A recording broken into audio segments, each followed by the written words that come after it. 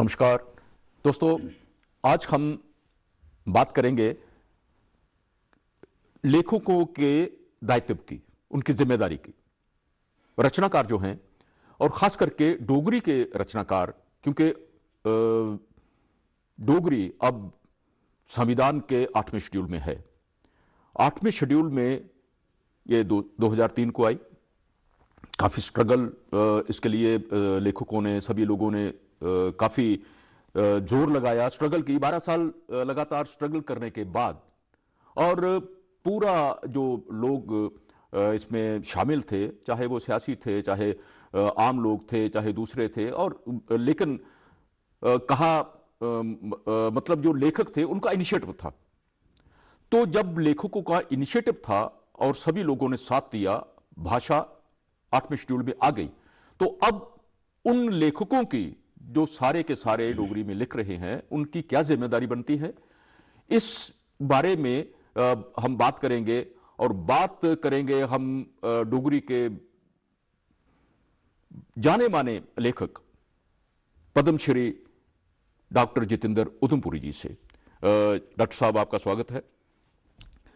Doctor साहब, आप जानते हैं, आप सभी लोग जानते हैं कि भाषा जब 8 शेड्यूल में इसके लिए स्ट्रगल चल रही थी, नहीं थी, और लगातार लोगों ने स्ट्रगल की। अब भाषा हमारी 8 शेड्यूल में है। हम अब ये मान के चलते सिर्फ 8 शेड्यूल में नहीं है, अब तो हमारी सरकार ने भी इसे ऑफिशियल लैंग्वेज भी बना रखा है। स्कूलों में पढ़ाई जा रही, स्कूलों में पूरी तरह से नहीं, लेकिन हायर सेकेंडरीज में पढ़ाई जा रही है, कॉलेजेस में पढ़ाई जा रही है, एमए और पीएचडी में हो रही है। तो आप क्या समझते हैं कि ऐसी सिचुएशन में हमारा जो डोगरी का लेखक है उसका क्या दायित्व बनता है, क्या जिम्मेदारी उस पर आयत होती है? मोहन सिंह जी, आपने बड़ी पते की बात की। डोगरी ज़बान की उम्र, डोगरी साहित्य की उम्र बहुत कम है, लेकिन इतने कम अरसे में भी डोगरी वालों ने बहुत अच्छा लिखा है। डोगरी के लेखकों ने, डोगरी के शायरों ने बहुत काम किया है, और अब दूसरी कौमी ज़बानों की ऐन कंधे से कंधा मिलाकर चल रही है। ये खुशी की बात है। लेकिन एक बात ध्यान में रखनी पड़ेगी, हम किस दौर में लिख रहे हैं, किसके लिए लिख रहे हैं, क्या लिख रहे हैं, हमारे लिखने का मयार क्या है। हम अगर दूसरी भाषाओं के मुकाबले में हैं तो क्या हमारा लेखन उनके मुकाबले में ठहरता है? ठहरता है तो कहाँ ठहरता है? मोहन सिंह जी, बच्चे अक्सर हमारे घरों में डोगरी पढ़ते नहीं। कसूर माँ बाप का भी है और हम लेखकों का भी है। हमने उनको वो दिया ही नहीं जो वो चाहते हैं, जो उन्हें दूसरी ज़बानों में मिल रहा है हम नहीं दे पा रहे हैं। बच्चे कॉमिक्स पसंद करते हैं, बच्चे अमर कथाओं की तरह तस्वीरों वाली कहानियाँ पसंद करते हैं, बच्चे टेलीफिल्म्स, बच्चों की टेलीफिल्म्स पसंद करते हैं। हम डोगरी में नहीं कर पा रहे उनके लिए। जब वो आप उनके लिए नहीं कर पाएंगे तो वो डोगरी क्यों पढ़ेंगे? डोगरी को आपने इस कदर खूबसूरत, अट्रैक्टिव बनाना है कि बच्चे खुद ब खुद डोगरी की किताब निकालें, लाइब्रेरी से निकलवाएं, बाजार से खरीदें और पढ़ें।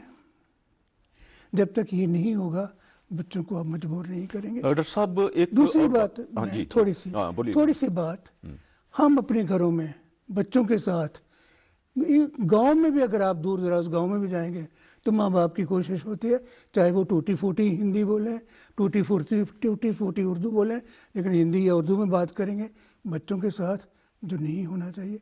आपने देखा होगा कि कश्मीर के रहने वाले, कश्मीरी बोलने वाले, अगर दो विद्वान भी हैं एक जगह पर तो वो कश्मीरी में बात कर रहे हैं। अगर पंजाबी के दो लेखक हैं, कितने, वो सभी बहुत सी ज़ुबानें जानते हैं, लेकिन जब मन की बात करेंगे, जब अपने घर की बात करेंगे, जब अपनी बात करेंगे तो अपनी भाषा में बात करेंगे।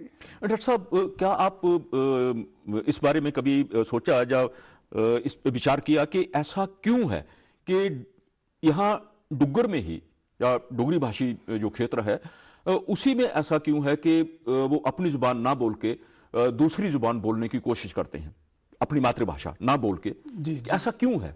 कभी ऐसा सोचा आपने? ये एहसास से कमतरी है। एहसास से कमतरी, ऐसा मत कीजिए। एहसास से अपनी कमतरी हमें हमें किसने दिलाया? इन आसपास के लोगों ने। किसी कल्चर को अगर आपने तबाह करना हो तो उसकी जुबान छीन लीजिए। उसकी जुबान अगर आप छीन लेंगे तो वो उसका कल्चर अपने आप तबाह हो जाए, मिट जाएगा। अगर आपने अपने कल्चर को जिंदा रखना है, हमारे पास बहुत है, हमारे विरसे में बहुत कुछ है। डोगरी जुबान इतनी मीठी है, बंगला और डोगरी सब जुबानों से मीठी जुबान है। हमारे विरसे में बहुत कुछ है। हम डोगरे एक ऐसी कौम है जिसने कभी पीठ नहीं दिखाई मैदान जंग में। डोगरों ने नाम कमाया है, डोगरों ने कुर्बानियां दी हैं। एक भी डोगरा सरदार आपको ऐसा नहीं मिला होगा जो पीठ दिखाकर वापस आया हो।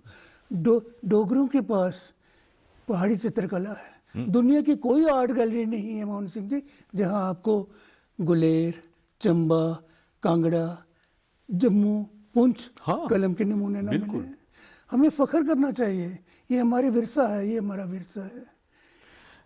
ऐसा नहीं लगता आपको कि हमें साजिशन बांटा गया है और हमें ये, जैसे आपने कहा कि एहसास कमतरी, एहसास कमतरी हमें उसमें धकेला गया कि तुम ये है, ये कुछ नहीं है, ये कुछ नहीं है। जबकि अभी आपने कहा कि हमारी इतनी रिच हेरिटेज है, रिच फोकलोर है, और देखते देखते वो हमसे लुप्त होता जा रहा है। हम उसे संभाल नहीं पा रहे। मोहन सिंह जी, ये जो हमारा लोक अदब है, जो हमारा असासा है, वो इतना खूबसूरत है कि बहुत कम जबानों में ऐसा आपको मिलेगा। हमारे पास ऐसी लोक कथाएं हैं जो साल भर किस्त दर किस्त चलती हैं। हमारे पास इतने प्यारे गीत हैं जिनका कोई मुकाबला ही नहीं। लोक गीत हैं, लोक कथाएं हैं, बुझारते हैं, मुहावरे हैं। और फिर कलाकार, इतने बेहतरीन कलाकार हमारे यहाँ बिल्कुल बिल्कुल बिल्कुल बिल्कुल हमारे पास बहुत कुछ है, लेकिन हम संभाल नहीं पा रहे। लेकिन इस सब में लेखक की कितनी जिम्मेदारी बनती है और वो क्या कर सकता है? क्या इसमें कोई और लोगों की भी जिम्मेदारी है कि सिर्फ लेखक वर्ग ही? पूरे समाज की जिम्मेदारी है। लेखकों के साथ समाज की पूरी जिम्मेदारी है। उस समाज में सभी फिरकों के लोग शामिल हैं। डुग्गर में हर रहने वाला डोगरा है।